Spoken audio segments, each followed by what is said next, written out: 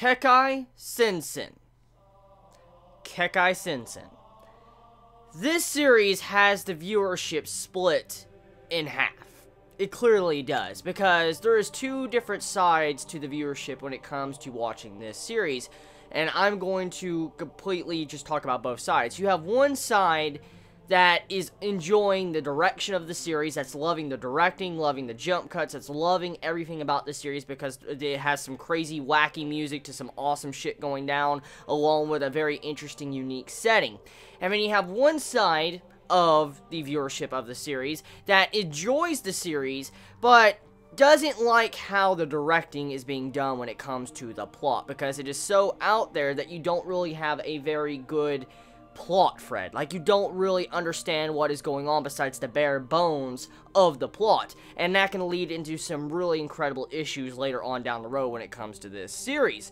And when it comes to this episode, it is what we have come to expect from Kekkai Sensen from the past couple episodes. It has a very unique setting, it has a very unique style of art, it has a very awesome animation style, and the jump cuts can be a little bit jarring depending on who you are, and it jars me at times, but it's clearly the directing that's playing a huge role when it comes to the jump cut, so I'll look past that. The thing is, when it comes to Kekkai Sensen, I feel like majority of people that were expecting a very good plot are happy, but unhappy and unsatisfied at the exact same time. Because this anime has had a lot of hype. It did have a lot of hype behind it before it started airing, and clearly after these past couple episodes, it feels like the series is just all over the place. Like, it doesn't know what it wants to do, what it wants to accomplish. It feels like it's trying to cram together maybe 5 to 7 volumes of manga into one episode. That's kind of how recent episodes have felt. It feels very rushed in some ways you could look at the series. Now, some will argue and say it's because of the directing of the series, and that might be true, but there is sometimes when a director isn't doing a good job. It depends on taste and the way you view things. Personally, with the unique setting and concept that Kekkai Sensen has, it has so many different unique things in the universe that you want to know more about, but that is where the main problem lies. There is so much information, so much going on, so many different creatures, monsters, abilities, different relationships and characters in the series that's been introduced in these past couple episodes,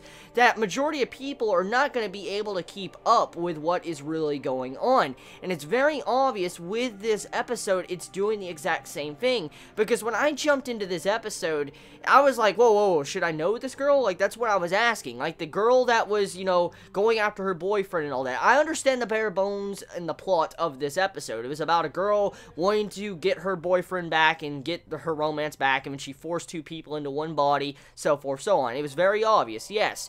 But the thing was, is just the way some other things were done, especially when it came to building up the world with this dude's backstory with how he was put together into two people, it just felt like there was a lot of information missing in a lot of these scenes to where we should have been able to connect more with these characters, especially with the dude that had his blood as another human being inside of him. We should have been able to connect more with those characters, but clearly we were not able to, because it felt like his character was just placed in this episode just to be placed in this episode, along with the girl, and it felt like I said, the plot was all over the place throughout this entire episode.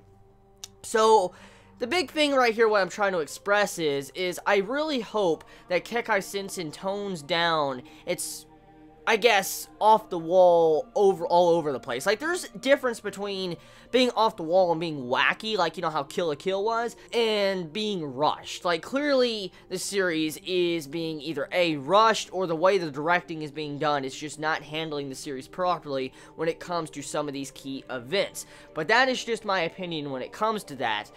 Overall, though, episode was enjoyable. It had beautiful animation, it had some great artwork, and it has one of the most stunning art styles of this anime season. It does. I can't deny it, and I've said that many times. The art style is something that makes me want to continue watching the series, and the setting of the series is so unique compared to the standard high school life setting we see in almost every single anime with every single season of anime.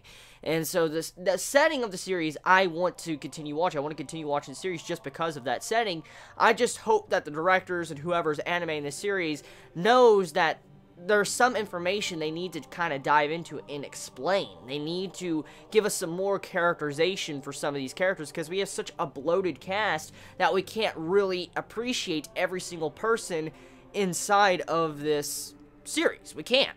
So that's about it. I mean, I went a little bit critical there. I'm sorry about that. Probably some people are going to get a little bit pissed. But, I mean, I had to express my thoughts about this, because the series is good. It has a lot of issues when it comes to the way the plot has been progressing. It definitely does. And hopefully that gets fixed in the next couple episodes. But anyways, tell me your thoughts in the comments below. You all have a wonderful day or night wherever you live. Please be safe. Chibi out.